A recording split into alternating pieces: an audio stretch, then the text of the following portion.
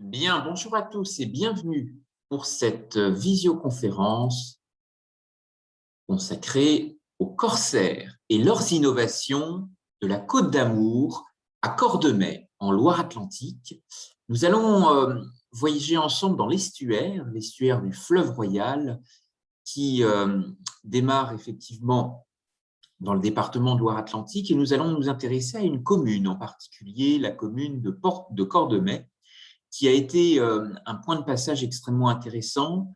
Nous allons le voir dans son histoire, puisque la naissance de Cordemais a vraisemblablement des origines antiques. L'étymologie même du nom de cette commune nous amène à penser que son nom trouve son origine dans l'expression latine « cor maris », autrement dit « cœur de mer ». Alors, il est vrai que la Loire se nichait dans son lit et la largeur s'étendait au-delà des rives actuelles du bourg de Cordemais que nous connaissons aujourd'hui. Et s'est développée progressivement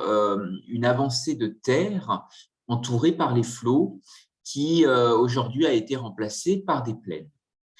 Une autre hypothèse concernant l'origine de Cordemais, c'est un lien avec Cor-Bilo, qui correspond à un port gaulois, une grande cité marchande qui aurait été aussi un lieu de bataille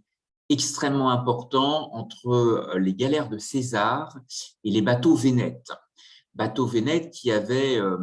leur cœur d'influence, vous le savez, dans le golfe du Morbihan, avec une capitale qui aujourd'hui est la ville de Vannes. En tous les cas, ce grand passé antique montre à quel point la mer a été pleine de défis au fil des siècles et finalement, Cordemais va être un avant-port sur la Loire, un poste stratégique extrêmement intéressant au même titre que Paimboeuf ou d'autres communes de l'estuaire en Loire-Atlantique. Vous dire que finalement la Loire et ce rapport au fleuve va produire par son influence fluviale et océane beaucoup d'innovations fluvio-maritimes, cette rencontre entre l'océan et le fleuve, et bien entendu va fortement aussi stimuler la population à développer beaucoup d'inventivité, beaucoup d'imagination, et cette créativité va se révéler dans des périodes de crise. Elle va notamment se manifester lors de des affres des guerres de religion, conflits extrêmement importants dans la région, la tourmente révolutionnaire avec les périodes insurrectionnelles, et puis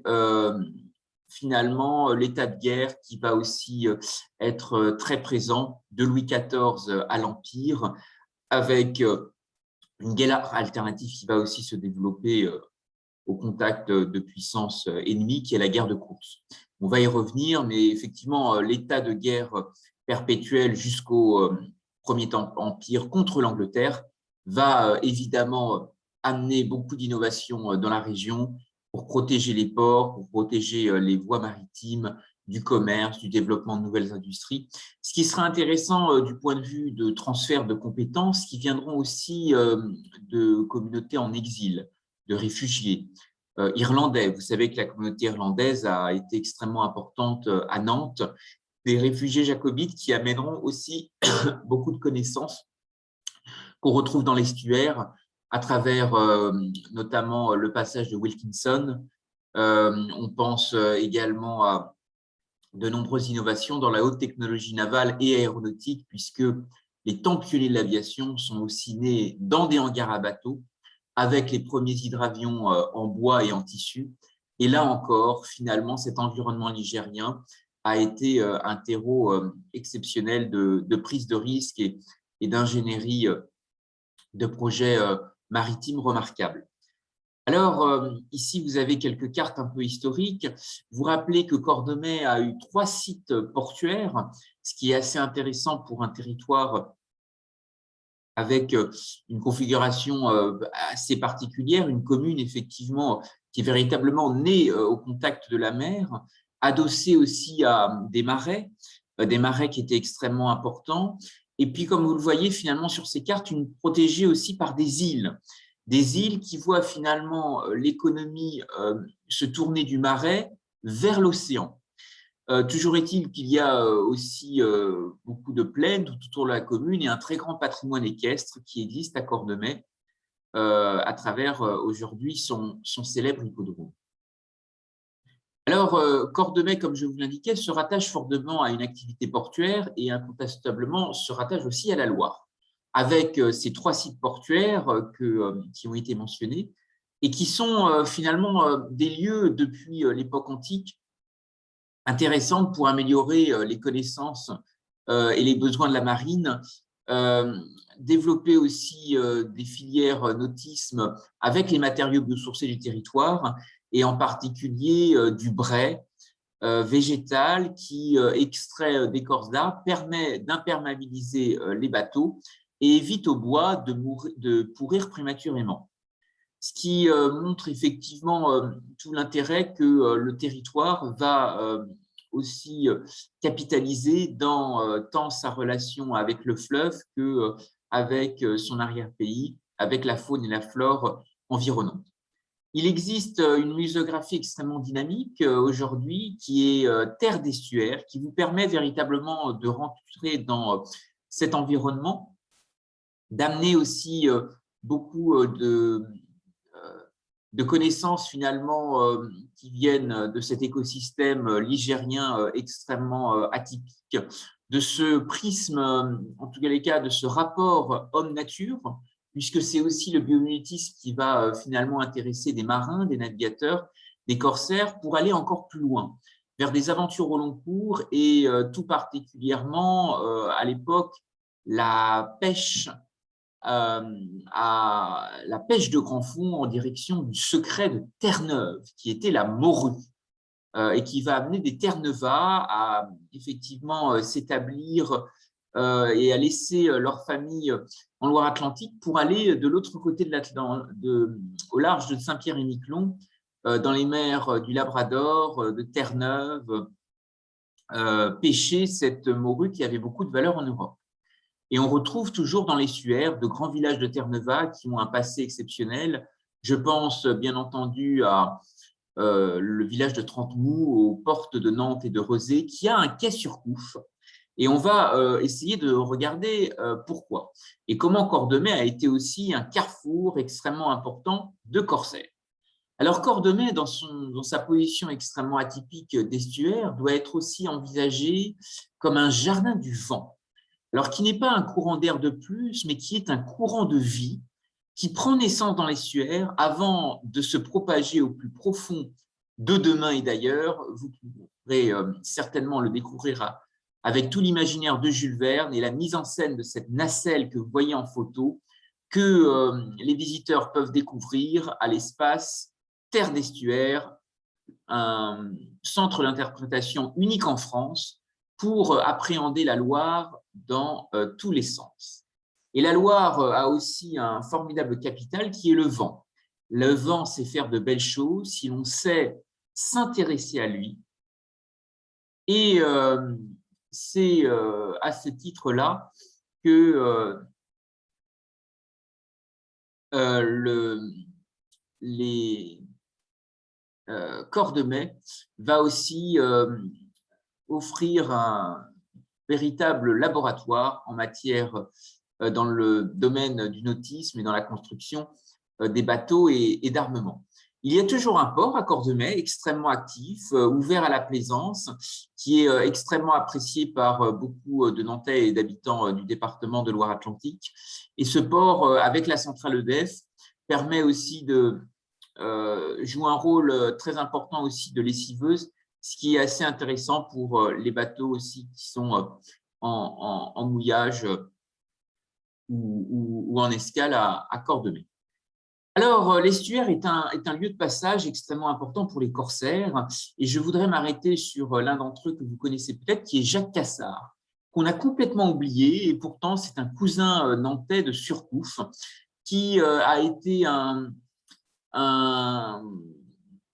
un personnage extrêmement atypique et Terre d'Essuaire lui consacre à Cordemais une très belle histoire que vous pouvez retrouver avec notamment un certain nombre d'ouvrages qui ont été réalisés par des passionnés d'histoire, des chercheurs. Et c'est assez intéressant de retracer finalement la vie de ce jeune corsaire qui est né à Nantes en 1676 dans une famille de négociants armateurs. Mais très jeune, sans ressources, il perd son père et il va d'abord s'engager sur des Terre-Neuve. Vous savez, ces campagnes de pêche au large de Saint-Pierre-et-Miquelon, campagne transatlantique extrêmement engageante pour aller pêcher le secret de Terre-Neuve à l'époque qui est la morue. La morue qui a beaucoup de valeur, qui est une très grande richesse et qui va forger des grandes qualités d'endurance auprès de ce jeune Jacques Cassard qui va participer en tant que corsaire à une grande expédition, l'expédition de Carthagène, en Colombie actuelle, dans le cadre de la guerre de la Ligue d'Augsbourg, qui sera menée par Louis XIV dans ce grand siècle de frontières et de rapports de force géopolitique en Europe extrêmement important. À ce titre, Jacques Cassard va démarrer une carrière de corsaire tout à fait intéressante. Il sera un redoutable manœuvrier, reconnu par la qualité de ses prises, mais aussi son respect des lois. Et on va voir pourquoi c'est aussi très important pour différencier justement l'activité corsaire et l'activité des pirates. Jacques Cassard sera aussi connu pour son sale caractère. Il sera en 1710 chargé par le secrétaire d'État à la marine Pontchartrain de protéger des convois de blé qui venaient de Tunisie vers la France, qui était menacée de famine, et notamment c'est cette époque-là qui sera qui va montrer aussi toute l'importance finalement des corsaires, parce que entre le petit âge glaciaire du XVIIe siècle, qui sévit particulièrement en France entre 1190 et 1710, est une grave période de crise de subsistance qui entraîne une grande famine dans l'Ancien Régime. Et finalement, les corsaires sont peut-être des sentinelles du changement climatique, puisque cette succession d'hivers glacial et d'étés pourris va amener un hiver extrêmement froid. Et à l'époque, le froid, finalement, va amener de grandes aventures corsaires à aller explorer ailleurs, rapporter des marchandises, escorter des machines de guerre et notamment permettre de ravitailler les ports et le royaume de France. Alors, finalement, qu'est-ce qui est profondément structurant pour les corsaires et qu'est-ce qui amène les corsaires à s'intéresser à beaucoup d'innovations, et on va le voir en particulier dans le domaine du savoir-faire horloger. Les corsaires ont besoin ou un rapport au temps extrêmement précieux et une approche sensible de la distance qui est fondamentale à partir du moment où ces grandes aventures se développent vers des mers du Sud, l'expédition de Carthagène, du Guet-Trouin qui a un quai aussi très célèbre à Nantes, et aller jusqu'à faire la conquête de Sao Paulo et de Rio sur les côtes brésiliennes. Alors les corsaires finalement très vite vont devoir effectivement maîtriser les compétences, les connaissances autour du savoir-faire horloger, en particulier des horloges maritimes, qui furent une véritable révolution sur les navires parce qu'elles permettaient de se positionner en mer avec une très grande précision. Alors aujourd'hui, ce savoir-faire horloger est assez intéressant. Il est à la fois pleinement porteur de beaucoup d'innovations. Vous avez ici l'exemple d'une montre développée par une marque d'horlogerie française très moderne qui s'appelle Awake et qui a décidé de se lancer dans une démarche où les montres sont constituées, fabriquées à partir de filets de pêche recyclés, mais également utilisent un biopolymère végétal. Ce concept est tout à fait novateur. Il est une combinaison parfaite entre revalorisation de déchets plastiques et performance d'une marque française. Et les matériaux utilisés à partir de filets de pêche récupérés en ce qui concerne ce processus dans les mers du nord danoises sont recyclés puis transformés en laboratoire. Les corsaires ont été les bâtisseurs d'un nouveau monde. C'est peut-être une question que nous pouvons avoir ensemble, puisque, comme je vous l'expliquais par rapport à ces périodes de pénurie, ils ont effectivement accompagné des grandes aventures de ravitaillement, escorté des marines marchandes qui devaient rapporter des marchandises, y compris en Méditerranée. Et dès le début du XVIe siècle, finalement, Bretons, Normands, Vendéens, toutes les régions littorales de l'arc atlantique arment des navires au long cours. Et comme je vous l'indiquais à l'image de Jacques Cassard, commence déjà par s'appuyer sur leur grande tradition de pêche à la morue au large de Terre-Neuve et vont participer à des expéditions maritimes encore plus lointaines vers le Nouveau Monde, y compris vers la route des épices, vers les Indes orientales. Alors, la guerre de course, et c'est ce qui amènera beaucoup d'embûches auprès de notre corsaire nantais Jacques Cassard, qui sera très rigoureux dans le règlement des prises, qui était établi avant chaque course entre les membres de l'équipage suivant leur rôle respectif. On retient que l'amirauté touchait environ 8% des prises, l'équipage un tiers et l'armateur à peu près les 2/3. Pour quelle raison? Eh bien, l'armateur, c'est le preneur de risque, c'est celui qui engage effectivement une part, un investissement extrêmement important. Et donc, il y a besoin d'encadrer ces relations à travers une lettre de marque, qui est une autorisation officielle délivrée par le roi, par la République, ou tout autre régime a un armateur ou un commandant de navire. Alors ici, cette gravure du port de Brest est assez intéressante parce qu'elle vous montre bien finalement le rôle aussi de ces pavillons, de ces corsaires qui ont véritablement besoin, répondent à un besoin vital à l'époque, qui est aussi d'escorter des marines marchandes. C'est une marine de guerre qui est là aussi pour protéger l'économie, qui est également engagée pour permettre finalement de garantir la sauvegarde, la viabilité de routes commerciales, permettre aussi la pérennité de routes maritimes et d'axes économiques qui sont vitaux en matière d'approvisionnement, d'import-export de marchandises pour, à l'époque, le Royaume de France pour l'Ancien Régime. Alors, la guerre de course est un phénomène aussi assez intéressant. On va regarder les dates ici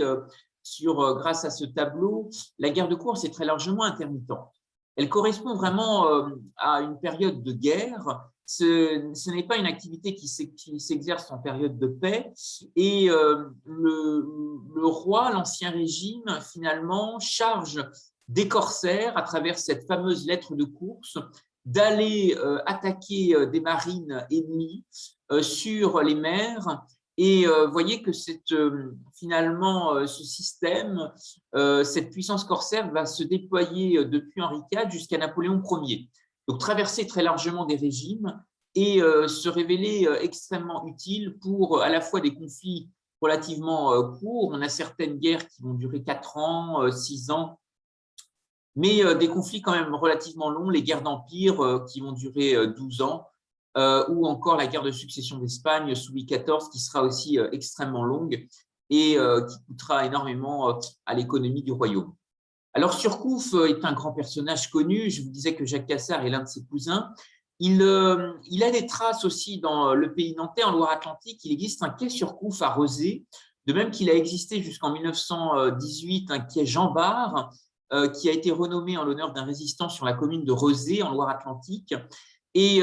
si Robert Surcouf est le plus connu, son frère Nicolas a eu l'intelligence de reconvertir des navires pour les destiner à d'autres activités, d'autres usages, puisque vous voyez que la guerre de course, quand on a regardé ensemble les dates, était assez intermittente et amène finalement d'autres activités à intéresser des armements corsaires, à utiliser aussi peut-être des méthodes très intéressantes d'innovation et de reconversion pour engager de nouvelles activités et permettre aussi de développer de grandes de grandes innovations. Alors, l'un des axes éminemment stratégiques pour les Sieurs de la Loire, en particulier lorsqu'on pense au Croisic, à la presqu'île guérandaise, mais aussi à d'autres territoires de l'arc atlantique, c'est la route du sel, qui va être un axe extrêmement convoité, de Noirmoutier jusqu'à la Vallée-la-Vilaine, jusqu'à Redon, l'avant-port de Rennes. Et vous voyez que finalement, les corsaires, avec cette importance aussi vitale pour escorter aussi des bateaux, capter des prises, protéger des axes maritimes stratégiques, vont aussi avoir un rôle extrêmement important, y compris dans l'intérieur des terres. Et en particulier, l'exemple de Redon est intéressant puisque Redon a été pendant longtemps l'avant-port du sud de Rennes et finalement montre très bien l'interdépendance entre cet arrière-pays, entre terre et mer, entre campagne et littoral. Et finalement, la Loire est aussi ce axe ligérien qui va avoir des contacts extrêmement intéressants avec l'océan. L'histoire de Redon et de la vallée de la Vilaine est intéressante parce que vous pouvez retrouver dans cette ville également un quai sur Couffe, qui montre le poids éminemment important des corsaires. Alors, si on descend du côté de La Rochelle, on va retrouver aussi une importance stratégique relative aux canaux. Les canaux qui font ce lien entre terre et mer et qui montrent que les innovations fluviales et maritimes sont aussi un moteur pour faire tourner l'économie, l'activité portuaire. Ici, vous avez l'exemple notamment du port de Luçon. Alors, le commerce fluvial-maritime va effectivement stimuler des ports de l'arc atlantique, pas seulement en Loire-Atlantique, mais aussi très largement en Vendée, et puis des carrefours de voies navigables qui vont être un peu le témoignage d'une activité logistique extrêmement soutenue et qui vont permettre à des négociants d'entrer dans un véritable âge d'or, des familles d'armateurs corsaires de se constituer des très belles fortunes et d'être au cœur. Alors, la route du sel, je la rementionne parce que finalement, en particulier sous Richelieu, pendant les guerres de religion, vont se cristalliser aussi des oppositions extrêmement fortes. Vous savez que les paysans du sel étaient les paysans les plus riches de France et finalement, les greniers à sel en Bretagne, sans oublier les marais de Noirmoutier et de Guérande, vont être des lieux extrêmement stratégiques pour le négoce de cet or blanc. Et la Côte d'Amour, comme la Côte de Jade ou la Côte de Lumière, seront un carrefour extrêmement important pour permettre aux corsaires de suivre cette piste de l'or blanc. Alors, vous voyez qu'ici,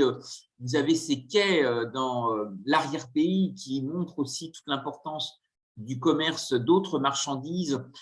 Ici, vous avez, vous voyez, sur des poteaux de mine, le bois qui va être aussi extrêmement développé dans nos échanges avec nos amis celtiques,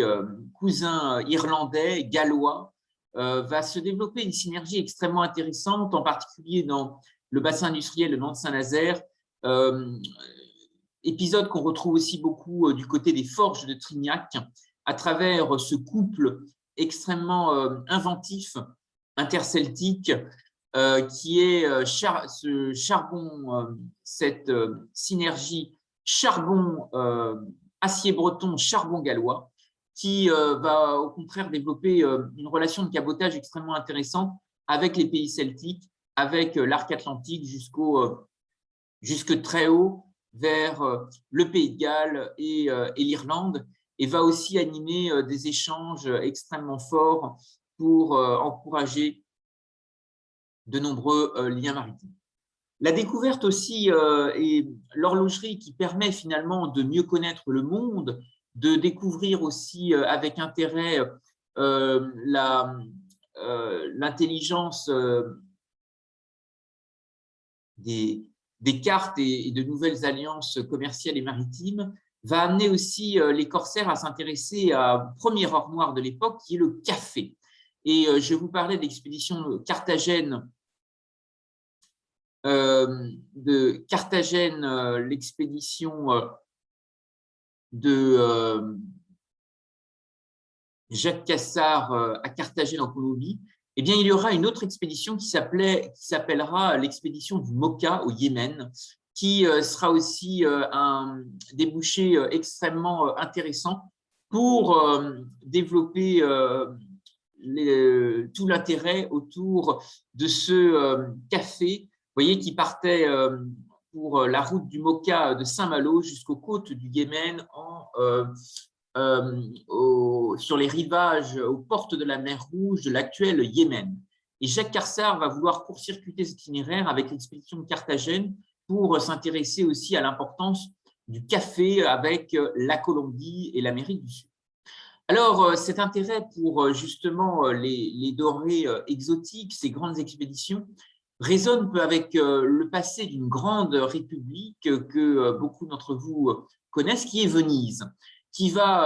cette sérénissime république qui va marcher sur les pas de Marco Polo et va mettre en place un système d'échange de parts dans les navires extrêmement profitable, dans lequel les grands marchands du commerce mondial y échangeront des parts, des participations, des galères divisées en carats, et qui va permettre de développer le commerce avec le Levant et d'entreprendre de grandes aventures maritimes à très grande échelle, avec un véritable quadruplement de la superficie de l'arsenal de Venise, et qui permettra aussi de développer des relations extrêmement atypiques avec des empires. Je pense en particulier aux portes de l'Empire ottoman, la sublime porte qui, avec ses nombreux comptoirs et ses nombreuses échelles, va permettre à de nombreux corsaires et armateurs français de développer de nombreux échanges avec le commerce transatlantique et transméditerranéen et de créer des liens, y compris avec les Irlandais, lors de l'épisode de la Grande Famine d'Irlande, où des cargaisons seront aussi envoyées par le sultan lors de la Grande Famine irlandaise, ce qui est intéressant pour bien comprendre finalement l'interdépendance, l'intercomplémentarité aussi des cultures. Le rôle aussi extrêmement intéressant développé entre la route des épices pour encourager de nouveaux débouchés et de nouvelles ouvertures maritimes, avec en particulier cette expédition fascinante qui inspirera beaucoup Jacques Cassard pour l'expédition de Carthagène, qui est l'expédition du Mocha, l'expédition du café. Alors, petite pause, comment finalement, que retenir de ces grandes épopées corsaires? Quelle réflexion nous invite aujourd'hui finalement l'histoire des corsaires et leurs innovations de la Côte d'Amour à Cordemais? Eh bien, il y a certainement un dialogue à réinventer, parce que finalement, la marine s'est trouvée au croisement de beaucoup d'innovations, beaucoup de technologies, et tous ces échanges ont permis aussi de relier finalement des univers qui ne se rencontraient pas, et je voudrais à ce titre vous insister sur ce lien extrêmement intéressant entre avancée horlogère et horlogerie. D'autres pépites sont certainement à identifier, d'autres trésors sont aussi à explorer, et nous allons ensemble naviguer sur les traces de cette puissance corsaire.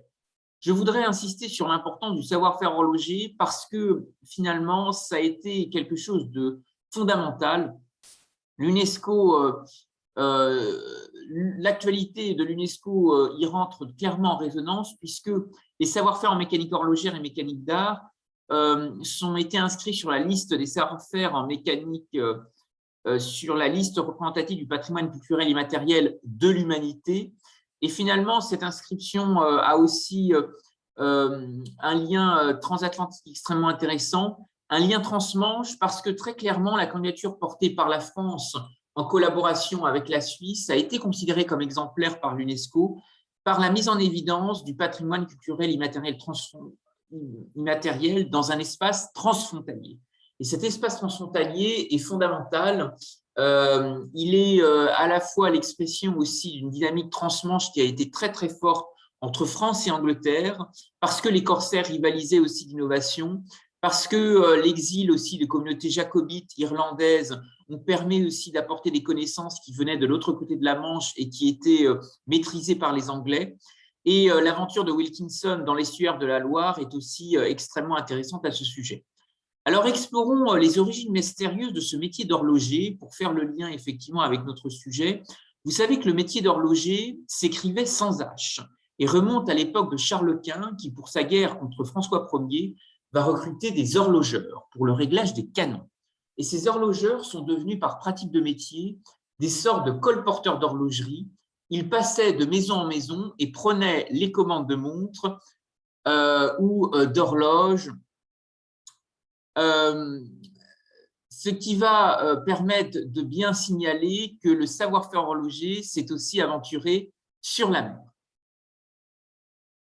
Alors, Louis XIII et son fils Louis XIV, ayant repris la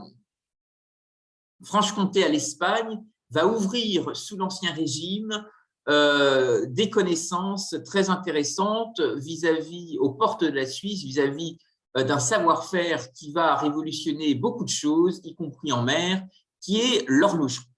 L'horlogerie qui va aussi naître d'une contrebande de connaissances et de compétences qui se poursuit toujours aujourd'hui. Et vous savez que les rapports avec l'Espagne, alors certes, la Franche-Comté était espagnole à travers l'Empire d'Habsbourg, mais les échanges avec l'arc atlantique étaient aussi extrêmement intéressants, extrêmement forts, puisque dans les différents ports de l'arc atlantique, s'est exporté avec le passage de marins espagnols des jeux de cartes,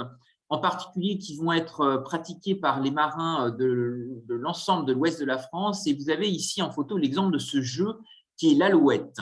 qui est un jeu de cartes qui va connaître une très forte notoriété et qui va être très largement inspiré de ses contacts avec l'Espagne. Alors, quelles sont les avancées techniques finalement que l'horlogerie va aussi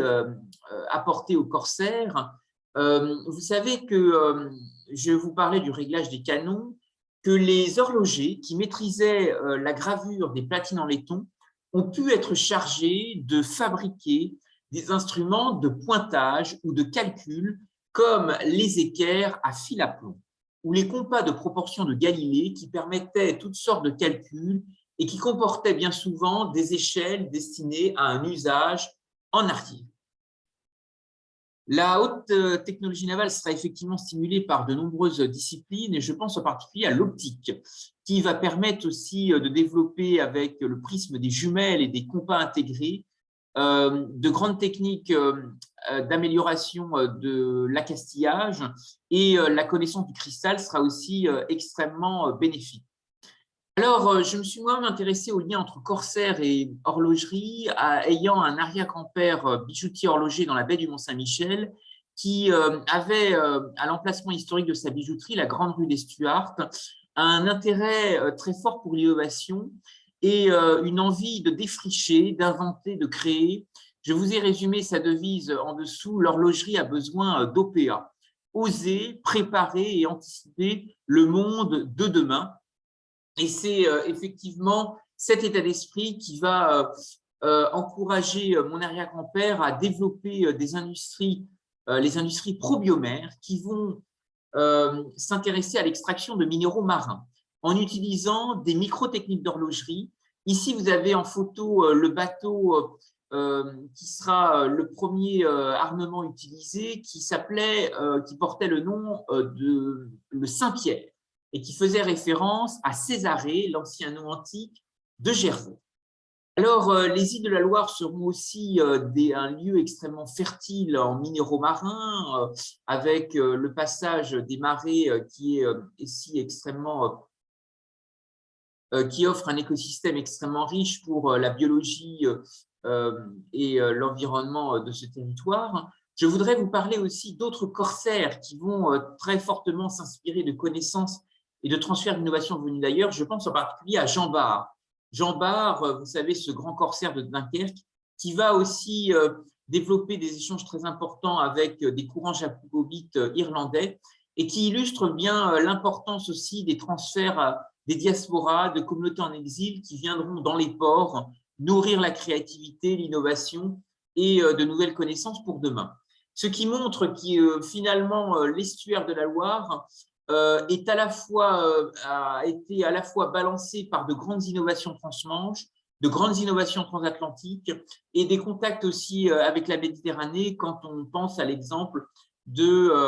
Jacques Cassard qui a aussi essaimé sur des mers extrêmement variées du globe. Les îles de Loire sont un peu comme leurs grandes sœurs, Noirmoutier, Chausey, les îles Anglo-Normandes, un axe d'innovation et d'échange extrêmement important. Et c'est précisément cette réflexion que je vous propose d'avoir demain. Comment de Cordemais, comment avec Terre d'Estuaire, ce centre d'interprétation extrêmement intéressant, nous pouvons être de nouveaux travailleurs de la mer.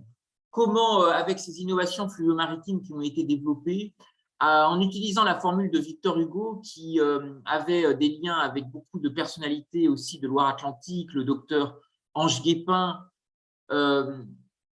et de nombreux écrivains, journalistes et syndicalistes, eh bien, gardons et cultivons ce rapport à l'économie circulaire, ce rapport entre terre et mer qui, demain, doit certainement nous encourager à développer de nouvelles innovations, une culture de la prise de risque autour de ce rapport à la mer, de ce rapport au fleuve qui nous amène aussi à nous adapter et à puiser finalement dans les savoir-faire depuis l'origine antique de Cordemais autour de nouvelles ingénieries de projets. Je voudrais à ce titre vous signaler cette initiative extrêmement intéressante qui a été développée par la ville de Strasbourg, qui s'appelle l'Industrie Magnifique et qui est un formidable programme qui vise à faire renaître des vieux métiers, mettre en avant le Made in France, mettre en avant la compétitivité des industries et des savoir-faire alsaciens, en associant aussi des designers, des artistes, des créateurs. Et je trouve que ce programme aurait une grande valeur à être aussi, pourquoi pas, expérimenté en Loire-Atlantique, en associant l'estuaire, Cordemais et les différentes villes qui ont aussi été le berceau d'un grand savoir-faire en matière de haute technologie navale et aéronautique de Nantes à Saint-Nazaire. Il y a ici un exemple dans le Morbihan, eh bien, avec la glacière de Lorient, un tiers-lieu maritime qui est aussi un lieu d'innovation pour développer de nouvelles activités, reconvertir de nouveaux usages, s'intéresser aussi à la mutation de filières de la mer, de l'océan. Et c'est certainement un chemin que nous pouvons aussi imaginer avec de grandes fondations. Je pense à LVMH, qui est la propriétaire de la maison d'horlogerie Zénith,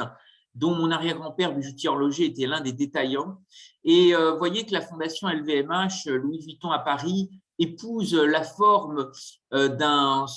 le jardin d'acclimatation d'un vaisseau de pierre, d'un vaisseau de verre,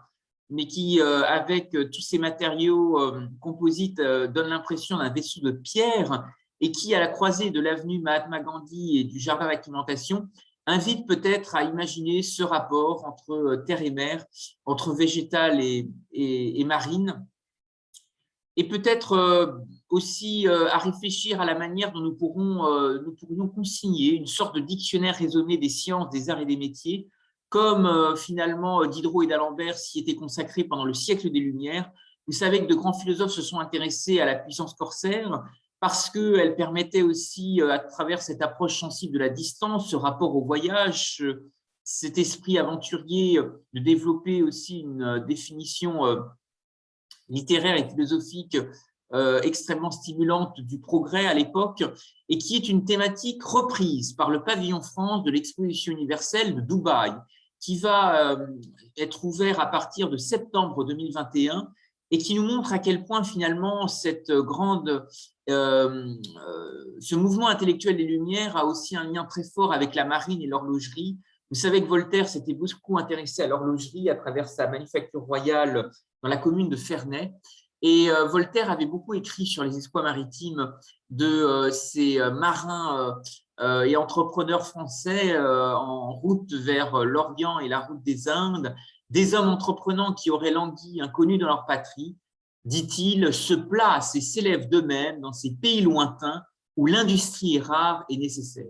Et là, encore une fois, je pense à ce grand personnage nantais, Jacques Cassard. Je pense que sans ressources, il s'est véritablement élevé à travers cette vocation corsaire et a donné toute la puissance au port de Nantes grâce à finalement cette grande ouverture maritime qu'il a su aussi encourager et faire prospérer comme de grandes familles. Je pense aux Mailles de la Bourdonnais, les Duquesne, les Barres, les Duguay-Trouin,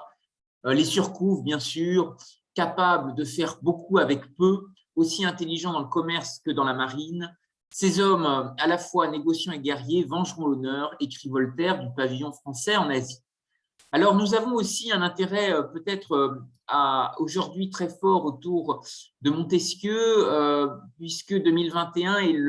l'année du tricentenaire des lettres persanes de Montesquieu. Et vous savez que Montesquieu s'est beaucoup intéressé au rôle des cordiers pour la marine. Il avait notamment pris leur défense à de nombreuses reprises, notamment parce ce corps de métier était victime de brimades, de ségrégation, parce qu'associé par les populations locales à des descendants de lépreux. Et pourtant, les conditions matérielles de ces cordiers n'étaient pas si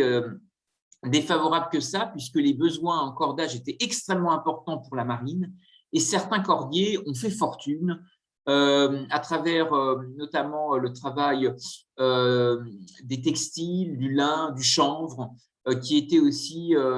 fondamental. Alors, j'ai de mon côté voulu écrire un petit ouvrage qui s'appelle « Les avatars de la Grande Rue des Stuarts » et qui vous résume bien les possibilités exceptionnelles de reconversion qui se sont faites aussi entre puissance corsaire et savoir-faire horloger. Et je vous invite, si vous souhaitez en faire la lecture, à m'écrire par email. Je vous transmettrai cet ouvrage si vous souhaitez en prendre connaissance. Je voudrais vous remercier à tous pour votre attention et maintenant développer les contacts et échanger avec vous tous sur les corsaires et bien entendu leurs innovations de la Côte d'Amour à Cordemais. Je suis très heureux d'organiser ce débat ici en Loire-Atlantique et vous avez la possibilité de réagir si vous souhaitez prendre le micro ou sinon je vais répondre dès maintenant aux questions qui ont été annotées dans la bulle d'échange. Merci à tous et à très bientôt.